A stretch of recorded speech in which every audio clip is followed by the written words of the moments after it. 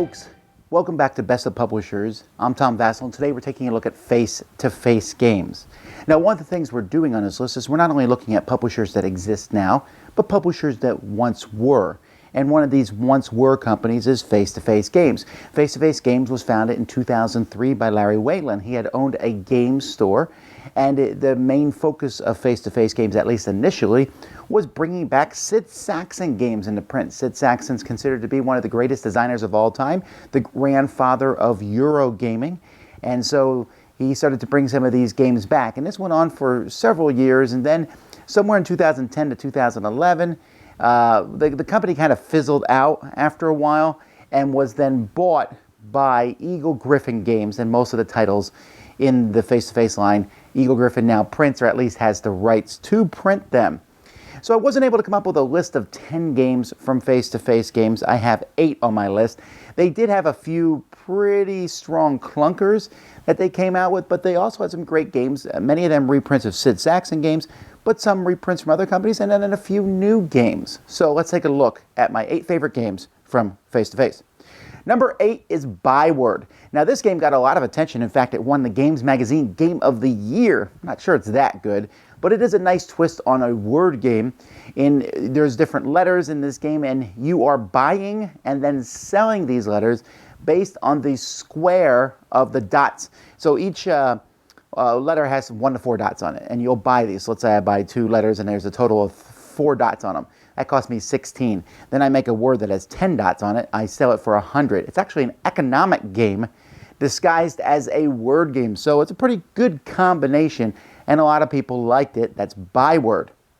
Number 7 is Rhinelander. This is a game from Reiner Knizia. This was a reprint. This game came out several years before the Face2Face printed it.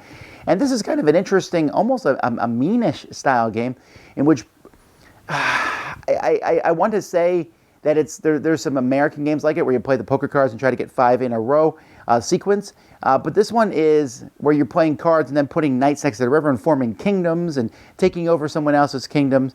I actually thought it was a pretty interesting game, but it's kind of just gone from the landscape. Number 6 is one of Sid Sackson's most classic games. Some people would rank it higher than me, Z for sure, and that is I'm the Boss. I'm the Boss is a great negotiation game in which you are splitting up an inheritance and deciding who's involved in that inheritance. But every once in a while you play a card, I'm the boss now, and I'm going to decide how this gets split up. It's a strong negotiation game, a fun theme, and it should hopefully come back in print at some point. That's I'm the Boss. Number 5 is Winner's Circle. This is probably the most successful game that they reprinted. It kind of brought it into the limelight. This is from Reiner Knizia. This has been reprinted by several companies over the years and under various names.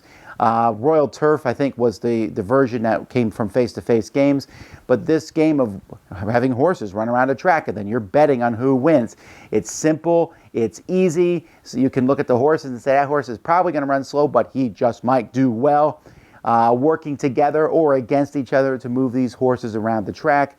The whole thing is just very fun. There's a lot of good horse racing games out there. This is one of the simplest and best to get into.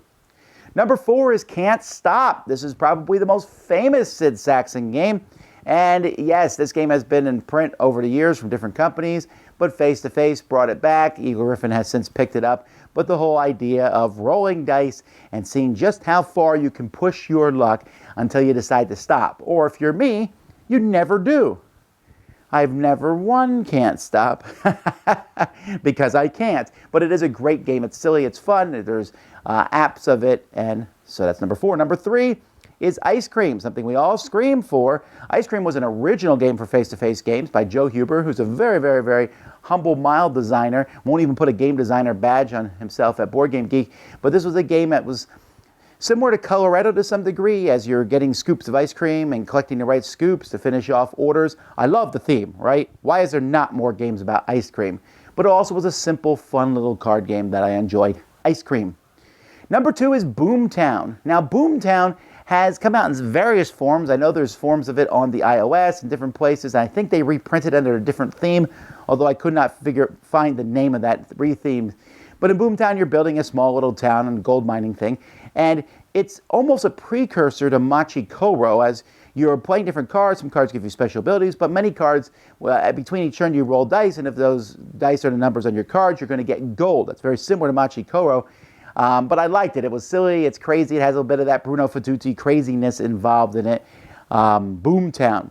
And then my favorite game at Face2Face reprinted is another Sid Saxon game, and it's Sleuth. Sleuth, one of the greatest deduction games of all time.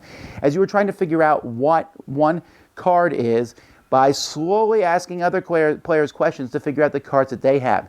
It is fairly simple and yet very deep. It is one of the most involved, thinky deduction games that are out there. And when I play it, I'm sitting there and I'm in thought the whole time. I don't always want to think that hard, but when I do, Sleuth is a great way. I don't know if you should play it with 7 players, because that's kind of close to insanity.